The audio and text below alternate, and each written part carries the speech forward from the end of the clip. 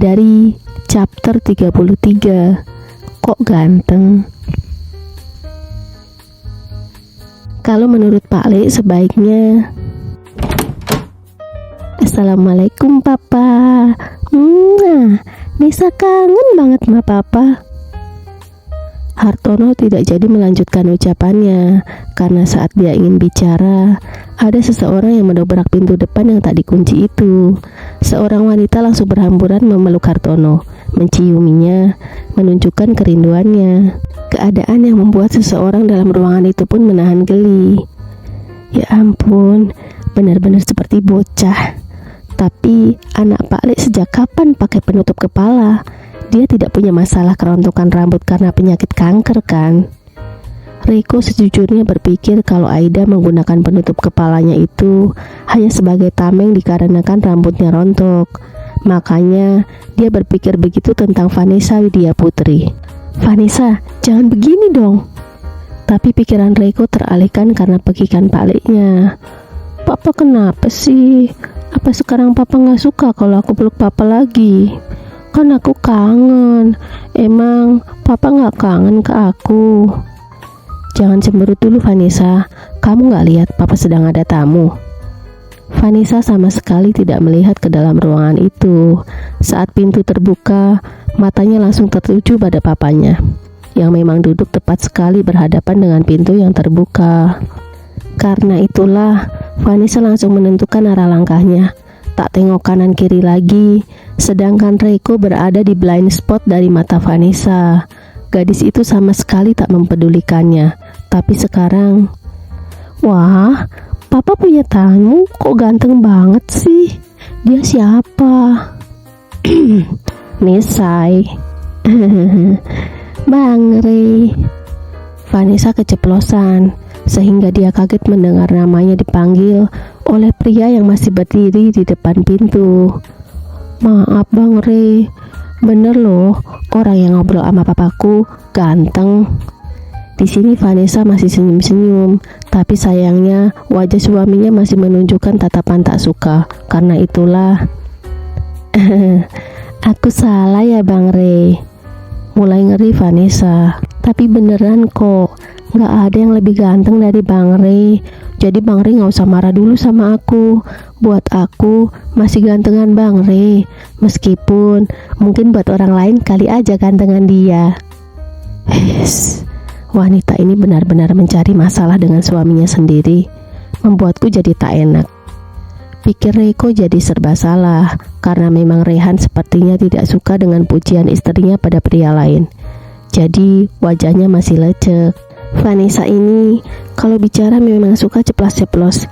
Jelas saja suaminya yang masih menggendong anak mereka tak suka dengan sebutan ganteng bagi laki-laki lain yang baru saja diberikan olehnya. Sudah kalian ini, apa kamu lupa dengan Reiko? Untung saja sebelum kemarahan Rehan meledak, Hartono sudah menengahi. Ini masmu loh Vanessa, dia ini anak dari kakak papa, Pak Deendra Adiwijaya.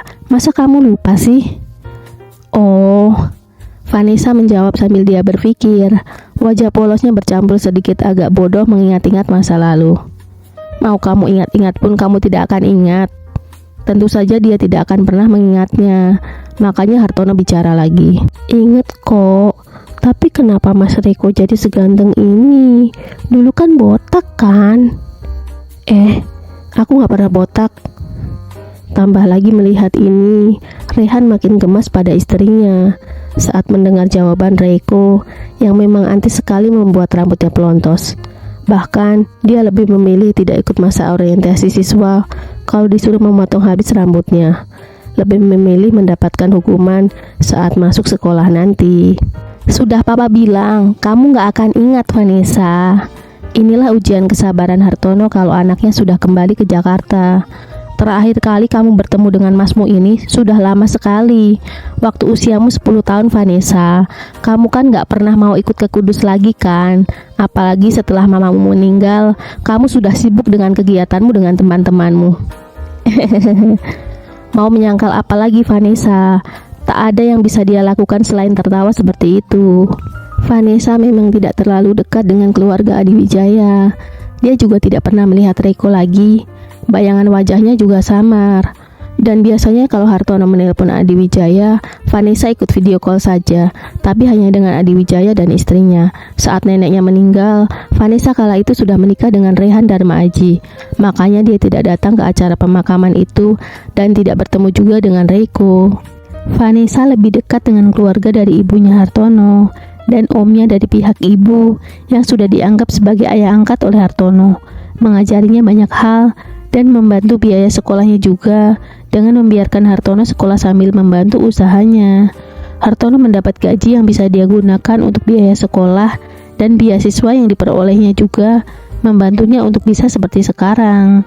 Ya, mana aku tahu kalau punya sepupu seganteng Mas Reke. Makanya istri Rehan itu pun tertawa kecil sambil garuk-garuk kepala seperti sekarang. Tapi kata ganteng yang keluar dari bibir Vanessa itu memang sangat tidak disukai oleh suaminya. Karena itu, bawa anak kita ke kamar, dia masih mengantuk nih say. Tanpa menatap Reiko atau siapapun kecuali Vanessa, Rehan bicara. Dia bahkan belum masuk dan mendekat pada Vanessa. Masih berdiri di luar pintu, menahan emosinya. Maaf, Papa lupa mempersilakanmu masuk, Rey. Iya, Papa. Tidak apa. Aku hanya sekalian menunggu Roy. Alasan Rehan. Padahal sebetulnya dia tak kepikiran masih berdiri di sana. Sudah terlanjur kesal dengan istrinya.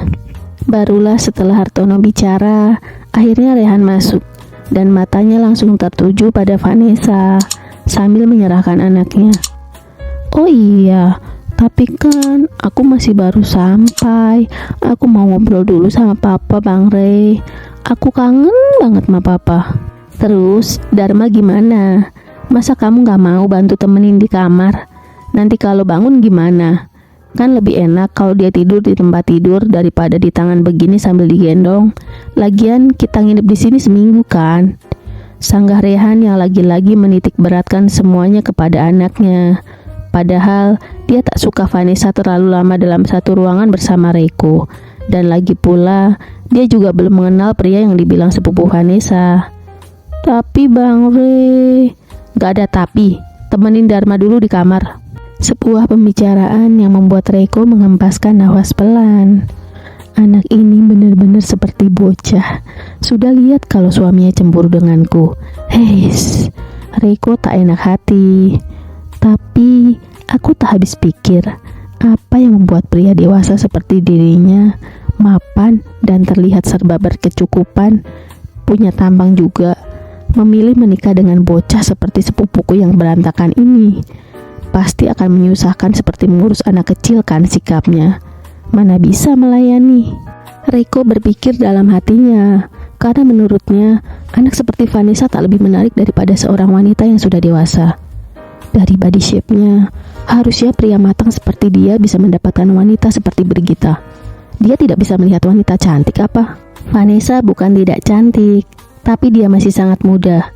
Usianya sekarang masih 20 tahun dibandingkan dengan Brigita yang sudah dewasa, hampir 30 tahun dan sudah mengerti bagaimana bermake up, bersikap, dan memiliki pendidikan yang tinggi juga sudah berkarir.